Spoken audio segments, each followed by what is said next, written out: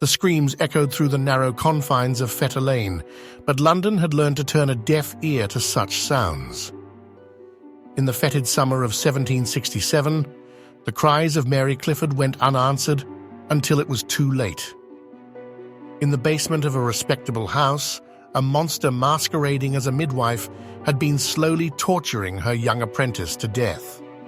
Elizabeth Brownrigg would become one of Georgian London's most notorious killers, her crimes exposing the dark underbelly of the apprenticeship system and the vulnerability of the city's poorest children. The house at number 12 Fetter Lane appeared unremarkable from the outside. Elizabeth Brownrigg and her husband James had built a comfortable life there, she practicing as a midwife while he worked as a house painter. To their neighbors, they seemed a prosperous and pious couple, taking in young apprentice girls from the workhouse, an act of apparent Christian charity that concealed unspeakable cruelty. Born in 1720 to humble circumstances, Elizabeth Brownrigg had risen through London society through a combination of cunning and determination. Her skills as a midwife earned her a respectable position, even securing contracts with the prestigious companies. This public face of compassion stood in stark contrast to the sadistic brutality she inflicted upon the young girls placed in her care. The system of apprenticeship in 18th century London was ripe for abuse. Poor families and workhouses would apprentice children as young as 7 to learn trades, effectively signing away all rights to their welfare. These children became the legal property of their masters, subject to whatever treatment was meted out. While some found genuine opportunities, others disappeared into households where they faced exploitation and abuse. Mary Clifford was 16 when she came to Fetter Lane from the workhouse of St. Dunstan's parish. She joined Mary Mitchell, another apprentice already living under the Brownriggs' roof. What awaited them was a regime of systematic torture that would shock even the hardened sensibilities of Georgian London. Elizabeth Brownrigg would strip the girls naked and suspend them from a beam in the basement, flogging them with horsehair whips, canes, and twisted ropes. The psychological dimensions of Brownrigg's crimes continue to fascinate historians and criminologists. She displayed classic traits of a sadistic personality, deriving pleasure from the prolonged suffering of her victims. Yet she maintained a respectable facade, demonstrating the kind of split personality often seen in domestic abusers.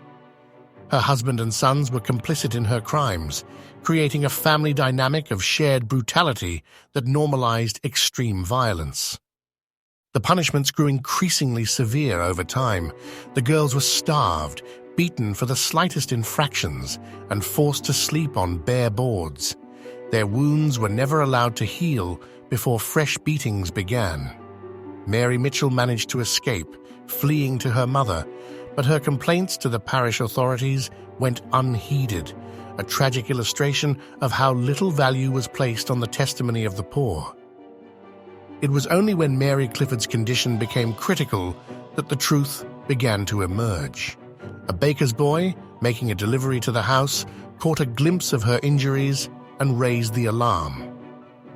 When authorities finally investigated, they found Mary close to death, her body covered in infected wounds, her back literally flayed from repeated beatings. She was removed to the workhouse, where she died shortly after, but not before providing a detailed account of her torments. The discovery sparked a sensation in London. The press seized upon the story, publishing lurid accounts of the torture chamber in Fetter Lane. Elizabeth Brownrigg fled, but was captured at Wandsworth and brought back to face justice. The trial at the Old Bailey became one of the most followed cases of the century, with crowds packing the courtroom to catch a glimpse of the monster in human form. The testimony presented at trial painted a picture of calculated cruelty. Witnesses described hearing the sounds of beatings and seeing the girls' blood-stained clothing being washed. Most damning was the evidence of Mary Mitchell, who survived to tell of her own abuse. Elizabeth Brownrigg maintained her composure throughout, showing no remorse and attempting to justify her actions as necessary discipline. The jury took only 15 minutes to find her guilty. Her husband and son were acquitted of murder, but imprisoned for their complicity. Elizabeth Brownrigg was sentenced to hang, her body to be dissected and anatomized, a punishment reserved for the worst murderers, denying them Christian burial and subjecting their corpse to public violation. The execution on September 14, 1767, drew enormous crowds. Brownrigg was taken by cart from Newgate Prison to Tyburn, wearing a shroud and displaying what witnesses described as decent behavior. At the gallows, she finally acknowledged her crimes, though her confession seemed more concerned with religious salvation than genuine remorse for her victims.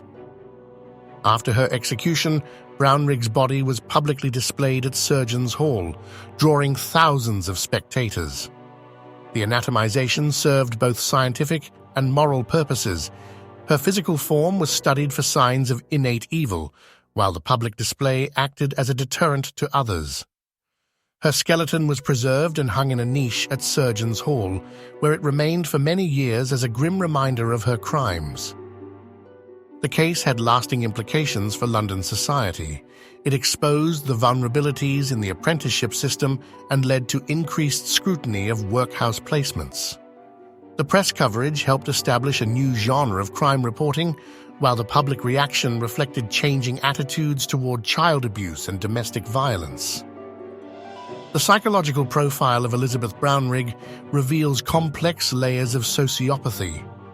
Her ability to maintain a respected public position while conducting private atrocities suggests a highly compartmentalized personality. The gradual escalation of her violence follows patterns familiar to modern criminologists, beginning with physical punishment and progressing to sadistic torture. The social context of her crimes illuminates much about Georgian London. The city was experiencing rapid growth and social change, with stark divisions between classes. The apprenticeship system reflected these divisions, treating poor children as disposable commodities. The initial reluctance of authorities to investigate complaints against a respectable householder revealed deep-seated class prejudices. Modern analysis suggests that Brownrigg may have suffered from what we now recognize as sadistic personality disorder, combined with sociopathic traits. Her methodical approach to torture, the pleasure she derived from domination, and her ability to function normally in society while committing atrocities all fit this profile. The involvement of her family suggests a phenomenon of normalized deviance, where extreme behavior becomes accepted within a closed system. The Brownrigg case continues to resonate because it touches on universal themes of power, cruelty, and the exploitation of the vulnerable. It serves as a reminder that monsters often wear respectable faces, and that systems designed to protect the weak can be perverted into instruments of torture. In the narrow confines of Fetter Lane, Elizabeth Brownrigg created a private hell that exposed the darker possibilities lurking beneath the surface of civilized society.